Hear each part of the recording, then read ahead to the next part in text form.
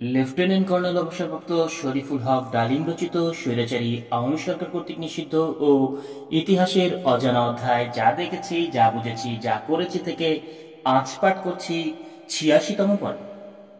এই কয়েকদিনের টেনশনে ঠিকমতো ওষুধপত্র খাওয়া হয়নি, ফলে চিকিৎসা বিঘ্নিত হয়েছে।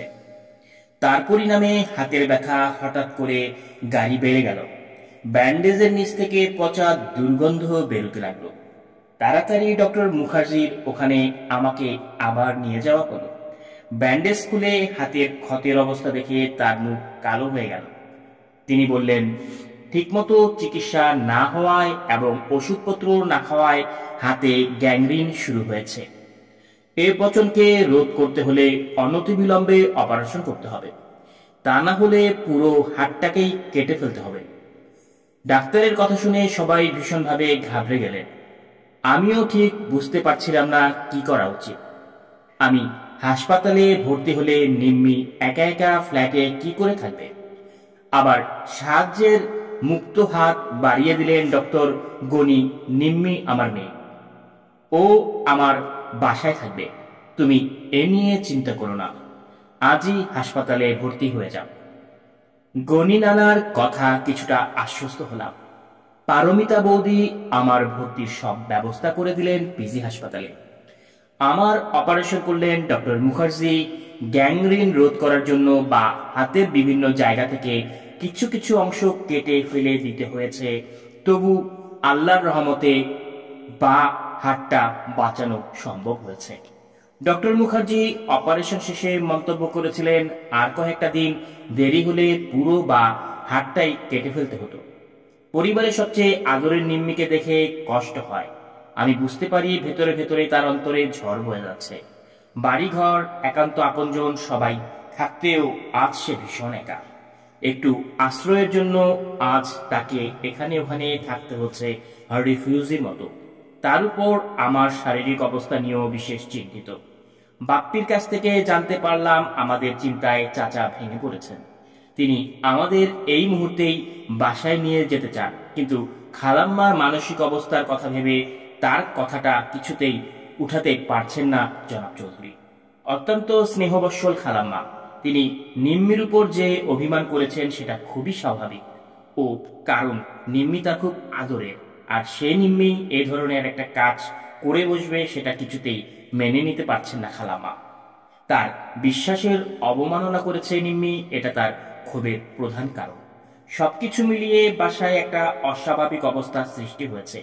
এর সবটুকু চাপ পড়েছে নিম্মির মনের উপর। বেচারি সম্পূর্ণভাবে বিধ্বস্ত, কিন্তু বাইরে তার কোনো প্রকাশ নেই, পাছে আমি মনে কষ্ট পাই এই কারণে। শুধু আমার জন্যই বেচারি জান আমার মুখ বুঝে সবকিছুই মেনে নিয়ে স্বাভাবিক থাকার আপ্রাণ চেষ্টা করছে।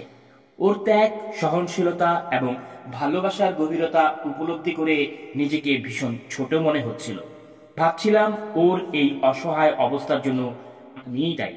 অত্যন্ত স্বার্থপর মনে হচ্ছিল নিজেকে। মনে মনে ঠিক করলাম যেভাবেই হোক না কেন তাকে এই করুণ অবস্থা থেকে উদ্ধার আমাকেই করতে হবে। সপ্তাহখানেক হাসপাতালে থাকতে হলো। হাসপাতাল থেকে চলে আসার পর একদিন নিম্মিকে সঙ্গে নিয়ে সোজা গিয়ে উপস্থিত হলাম নিম্মিদের বাসায়। চাচা, বাপ্পি, মানু আমাদের দেখে আনন্দে জড়িয়ে ধরল। আমি বাপ্পিকে জিজ্ঞেস করলাম, খালাম্মা কোথায়? বাপ্পি জানালো, আজকাল তিনি বেশিরভাগ সময় তার নিজের ঘরেই কাটান, বের হন না খুব একটা, কারো সাথেই তেমন কোনো কথাবার্তা বলেন না প্রয়োজন ছাড়া। সব শুনে আমি সোজা চলে গেলাম তার ঘরে। তিনি বিছানায় শুয়েছিলেন। আমাকে দেখে ভূত দেখার মতো চমকে বিছানা ছেড়ে উঠে দাঁড়ালেন। কোনো কিছু বলার সুযোগ না দিয়ে আমি এগিয়ে গিয়ে তাকে এক হাতে জড়িয়ে ধরে শূন্যে তুলে ধরলাম। খালাম্মা, আমাদের মাফ করেন। মাফ আপনাকে করতেই হবে। ঘটনার আকস্মিকতায় তিনি কর্তব্য বিমূঢ় হয়ে গিয়েছিলেন। নিজেকে সামলে নিয়ে হঠাৎ বলে উঠলেন, আরে পাগল ছেলে, কি করছো?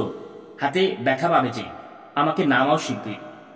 আমি আপনাকে নামাবো না যতক্ষণ পর্যন্ত আপনি আমাদের ক্ষমা না করছেন, ধীরতার সাথেই বললাম আমি। আবেগের উষ্ণতায় জমা বরফ গলে গেল নিমিষে, ও মাতৃস্নেহের আকুলতায় তিনি আমাকে দু হাতে জড়িয়ে ধরলেন। তার চোখ বেয়ে অশ্রু ঝরছে। ধার গলায় জিজ্ঞেস করলেন, নিম্মি কোথায়? বললাম, বসার ঘরে। আমাকে নিয়ে চলো, বললেন আমার অতি প্রিয় খালাম্মা। তাকে জড়িয়ে ধরে নিয়ে এলাম ড্রয়িং রুমে। আমাদের দেখে সবাই অবাক। কি করে অসম্ভবকে সম্ভব করলাম সেটাই সবার চোখে প্রশ্ন হয়ে ফুটে উঠছিল। নিম্মি প্রায় পাগলের মতো দৌড়ে এসে মাকে জড়িয়ে ধরে ডুকরে কেঁদে উঠল। আদরের নিম্মিকে বুকে জড়িয়ে ধরে আবেগে আতিশয্যে নিজেকে আর সামলাতে পারলেন না খালাম্মা। সব বাঁধ ভেঙে গেল। মান, অভিমান, রাগ সব ভেসে গেল অশ্রুর বন্যায়। দুজনেই সে কি কান্না! আমরা সব নিশ্চুপ দাঁড়িয়ে থেকে মা ও মেয়ের অভূতপূর্ব মিলন দৃশ্য উপভোগ করতে লাগলাম। সেদিনই গনি নানার বাড়ি থেকে চলে আসতে হলো আমাদের।